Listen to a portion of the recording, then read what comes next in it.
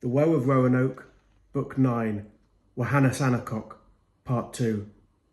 Still more reports came filtering of doctrine spread around, and orthodoxy simmering in a Tuscarora town. Wahunsonacock, my chief, the bear, with 40 mounted horses, in seeking finding Matoir's lair, pillaged with his forces. It was a blazing, blood-soaked dusk, felled families of fanatics. They tore the town to smouldered husk, to purge of foul dogmatics. The town headman was forced confess, that chief of Wahunsonacock, to tear from where the tendrils spread, shot dead by 40 bowmen. Gave Wahunsonacock a lead up the Powhatan River. He paddled miles in manic speed for justice to deliver. A snaking convoy of canoes went west to seek man-eater. The wicked one was now pursued, loomed time for grim dictator. 30 strains and 30 rests, troops tired at end of tether. Some faltered in this righteous quest, till 'twas it ruled the weather. The thunder rolled, the rain it lashed, till half the paddle boats were smashed. His war band ran on feet for days, disorientated by the haze. The forest lost to mist, the wind to fearsome blow. My brother forced insist, the men proceed to go. At night in huddled clusters, fearful of feared foe. Wind whip sound boom blusters that howled at him to go. He beat and screamed, the men proceed, they frigid, full of fright. For it seemed the trees did bleed in this realm of night. Bleeding trees bore people fruit, which clattered from bare branches, as neared the village of the brute, smacked by savage avalanches. His blitz surprise was nullified by screaming sentinels. The soldiery stood stultified by crowing decibels. Crows darked the skies, and with their cries darked my army's daring. The crying caused hip men and squaws to charge in ready raring. They dropped from trees out under leaves, behind, before, about, surrounded big Powhatan chief and sought to check him out. They circled as they growled and snarled, those of the aberration. Those black souls, the twisted, gnarled, filtered down each generation. Shaven scalps on savage louts attacked us with steel hatchets. Giant men or beasts we ken, the bandits were about us. Toothless crones like bags of bones, lime-eyed infants lobbing stones. Squaws on fours were chanting verses, men fat on man fat spat curses. My kin snatched crows from out of air that tried to peck his eyes. Saw to those encircled there a much distressed demise. His solid stance, magnificence, man countered in attack. All perished pained, all in a trance, the possessed Wahunsonacock. A genocide, each skinned alive, each man, each squaw, each leeching child. He shot and stomped, their dogs got kicked dead. The town of that damn wing addicted, killed them all, those crow addicted. Killed to stop what was predicted. He wiped its base, now he enraced to slay it in its nest.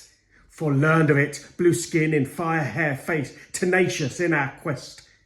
Night and day and through 2 moons, smashed with gale upon gale.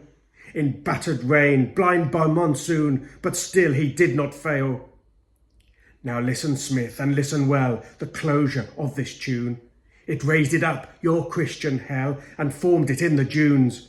The beach was black, awash with crows, and tied in rows and rows and rows. The old, the young, the bare, the clothed, shrieking screams of wasted woes.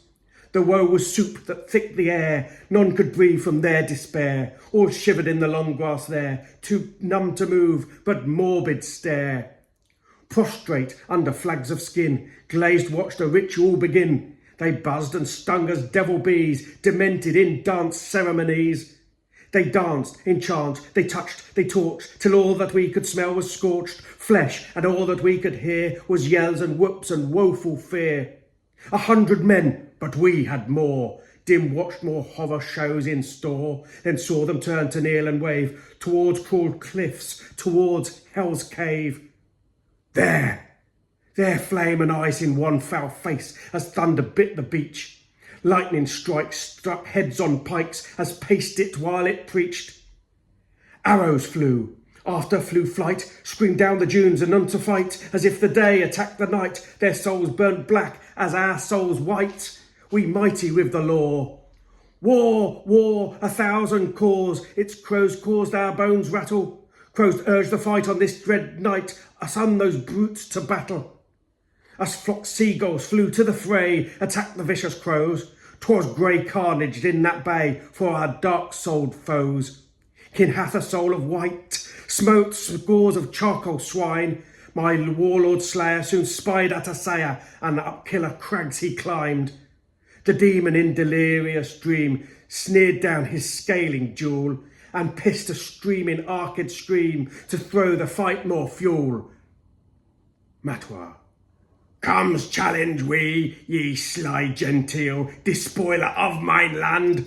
Up, for judgment waits for trial by these theistic hands.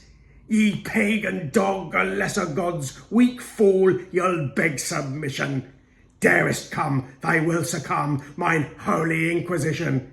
We speaketh as the one true Lord, to make our demists. See, we cast aside my sword, to do sentence from these fists. Opochenkonov. Silent snake, son of blue moon, killer without good reason. Prepare a tone for the Ahone Shatskur of you strawn poison. Poison spread from where ye tread, drain from thy azure veins. I shall reclaim from toxins lane, poor slaves free of thy chains. Matoir. Dare defy a lion, dog, a duck who dares a hawk? Will spike thy head upon mine rod, minch munch upon thy stalk. Will prop thine eyes to see thy woe, see we devouring thee. Thy minions that stared out below, bow beg on bended knee. Opochenkonov. Cannibal, Oki's beast, eater of men's essence. Breathe thy last, thy dark realm priest, for death brings obsolescence. The cymbal clash of the bemoths, my brother reigned it blows. Hope vanquish the regime of this fiend fermenting woe. It took punch hits of Opochank, till the knees had sank, then roared its devil triumph's roar. It beat my brother to the floor.